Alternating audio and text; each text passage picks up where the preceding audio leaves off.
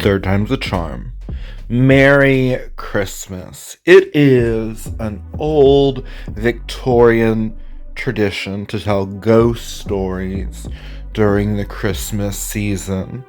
So tonight, I would like to share with you a story that is both learned and crafted, but made especially for you, that I call The Cemetery Man.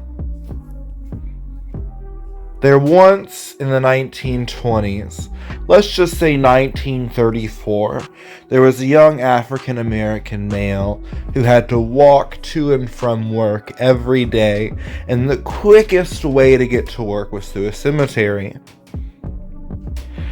Now, this young man was a very good and pious Catholic.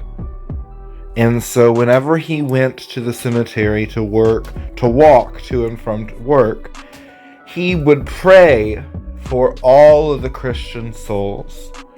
He would pray a particular traditional prayer for the souls of the dead, to bring them perpetual light and God's grace. He would do this every single day, twice a day, walking to and from work.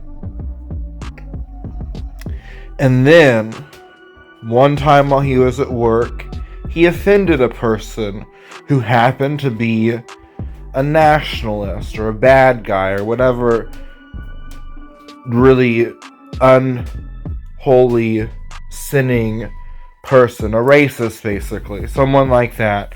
One of those people get offended by this young African American male who's a good Catholic and prays for the dead, and they get all their friends to come outside and protest and just plot against him. So they're saying things like, bring him out here, let us get him, let's defecate in Nancy Pelosi's office, let's do all this debauchery and all this ridiculous, very out there claims. So he obviously wanted to get away from there and do it quietly, tried to sneak out the back to run home.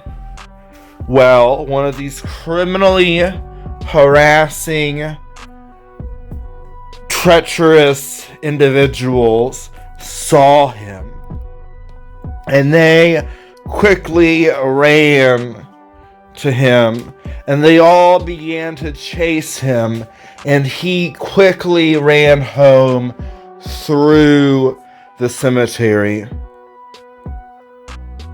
But when he entered, this mob of nationalists that want to defecate in Nancy Pelosi's office and do other things with this gentleman, God knows what. Anyways, they're yelling screams of condemnation. And he's running, and then suddenly the screams turn to screams of fear. And they're saying, Lord, have mercy on me, a sinner. Christ, save me. And screaming all these conversion aspirations, and he's wondering what in the heck is going on with these white people. And he turns around, and the dead that he prayed for, the dead that the cemetery man prayed for, rose up from their grave and held heavenly weapons against his foes. And they all immediately bowed down to the one true God and became a part of the true church, which is the Holy Catholic and Apostolic Church of Rome.